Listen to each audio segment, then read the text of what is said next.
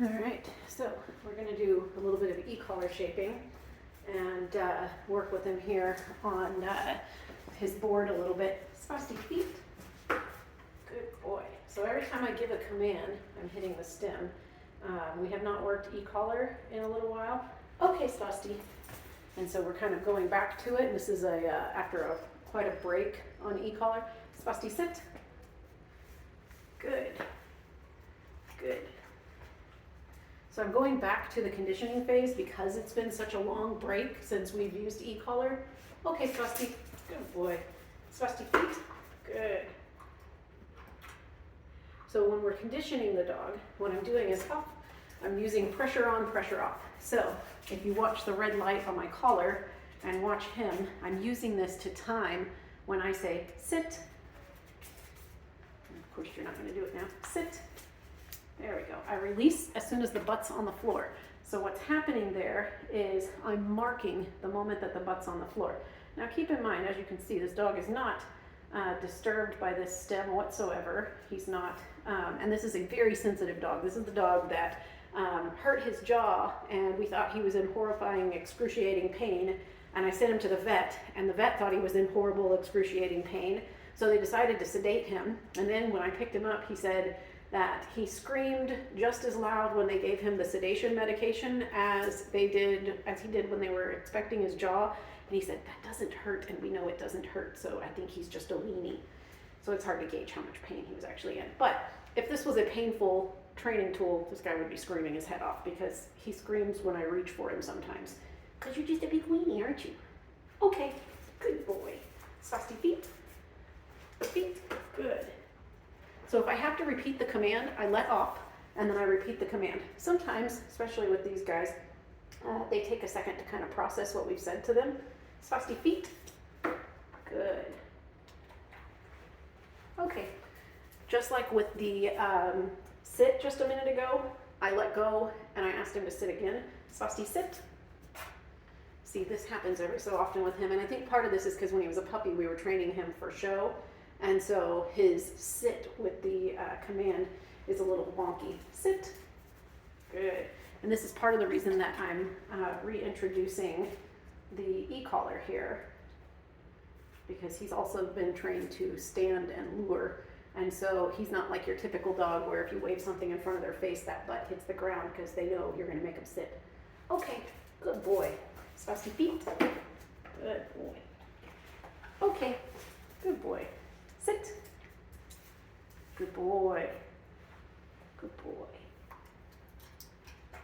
So he's getting a positive reward through the adding of the treat. So when we say positive, we're talking about adding something. When we say negative, a lot of people think we say negative reward means that, so a negative reward just means the removal of something. So negative is removing.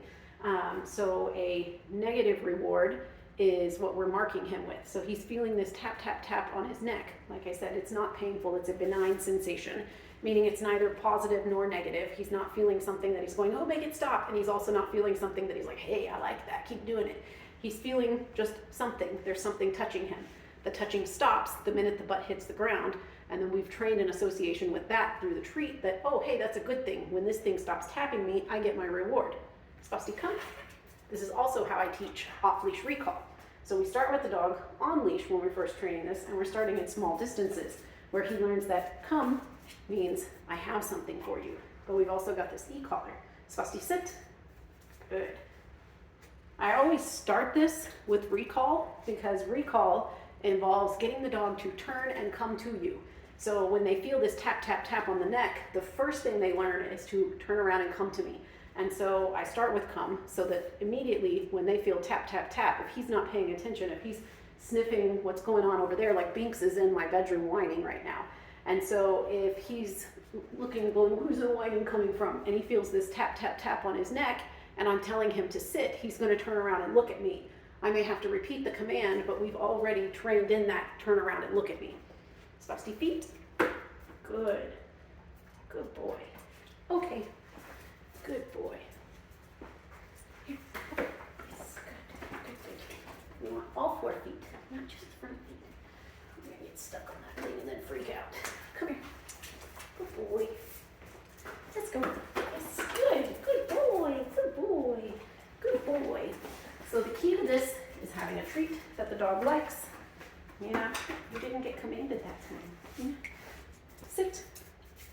Svasti, sit.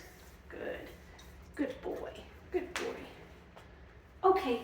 All done. All done. Yes, good boy. Yes, good boy.